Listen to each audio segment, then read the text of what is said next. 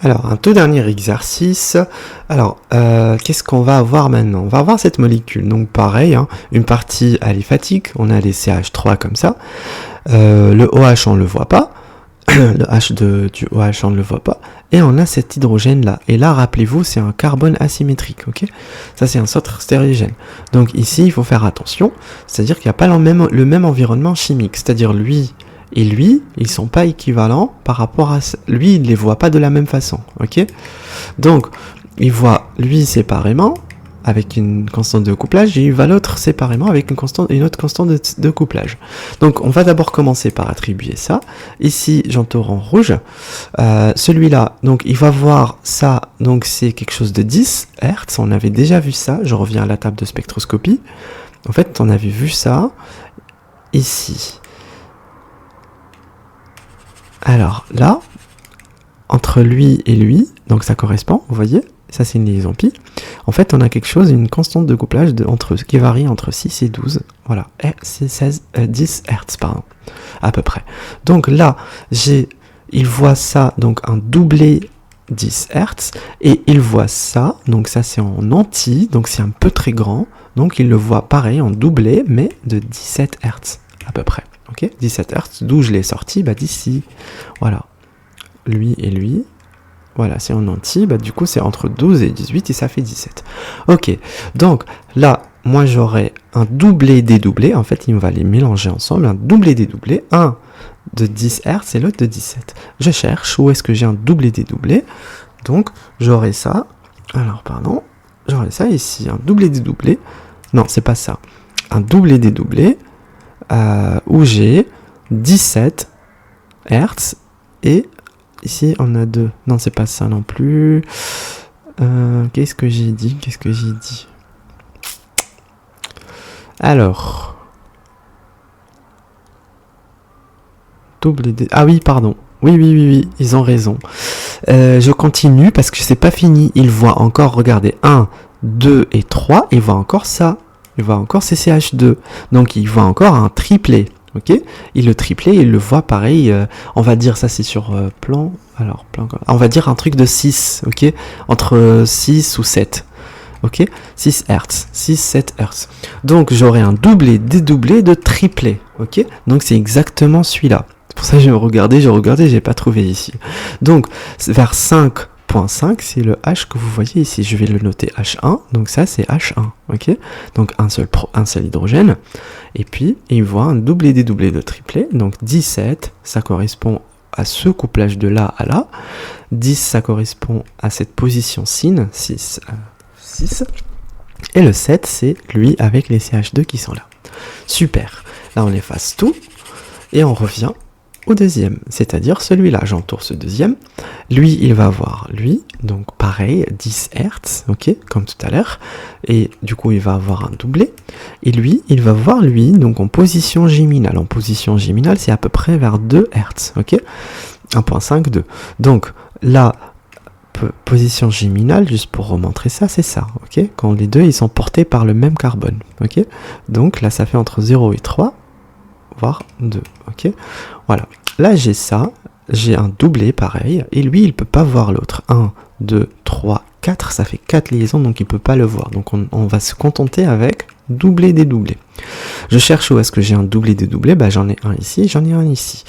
Alors, la constante de couplage, il me faut 10 et 2. Où est-ce que je trouve ça? Alors, 10 et 2, c'est pas ça. J'ai encore un doublé dédoublé, voilà, 10 et 2. Donc c'est celui-là. Donc ici j'ai 4.8, vers 4.8 ppm, on va avoir le H2.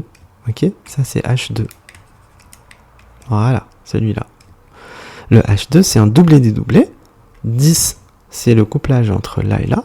Et 2 c'est le couplage géminal entre là et là. Super. Maintenant j'efface et je fais de même avec le dernier.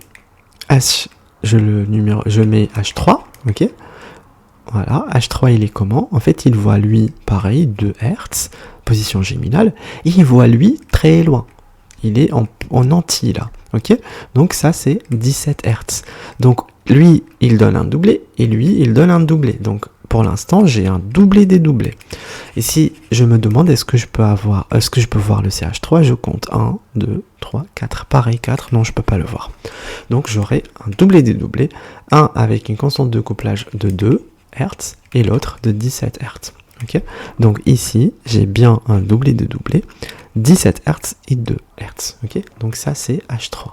Super, on a réussi à attribuer les trois, H3, H2 et H1. Ok, voilà. Maintenant, on va passer à quoi? On va passer au CH2 qu'on voit ici. Ce CH2, il voit quoi? Il voit, alors, 1, 2, 3, il va voir celui-là, donc il va le voir sous forme de doublé. Ok, on avait dit que la constante de couplage, elle était de à peu près 6, 7, ok, 6 Hz, ou 7, on va dire 7. Ah, voilà. Et en même temps, il va voir ce H qui est là. Alors, on va compter 1, 2, 3, ok? Il va s'arrêter à ce H là. Donc, il va le voir sous forme de doublé, pareil. Et du coup, presque la même constante de couplage que ici, ok? Donc, soit 7, soit 6.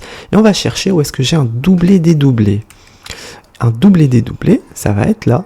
C'est le seul qui reste. Donc, 7 et 6,50. À peu près les mêmes constantes de couplage, ok? Et j'ai 2 hydrogènes, donc ce qui fait un CH2. Ce CH2 que vous voyez ici. Voilà. J'ai réussi à attribuer ça. Et il va me rester un tout dernier. C'est le CH3. Non, 2 autres. C'est le CH3 que vous voyez ici. Donc forcément, il va apparaître vers 1 ppm. Donc pourquoi on met 3? Alors 3 hydrogènes parce que c'est un CH3. Et un doublé. Pourquoi un doublé? Parce qu'en fait, il voit ça. Il voit cet hydrogène et du coup, ça fait un doublé. Constante de couplage de 6. Ok. Bon, ça, on l'a attribué, c'est le CH3. Il va me rester le carbone asymétrique. Ok. Donc là, il voit à la fois lui. Donc ça lui fait 1, 2, 3 plus 1, ça fait 4. Donc un quadruplé. Il voit ce quadruplé avec la même constante de couplage de Hertz, de 6 Hertz de tout à l'heure. Et il voit en parallèle ce CH2, qui est sous forme de 1, 2, plus 1, ça fait triplé, sous forme de triplet,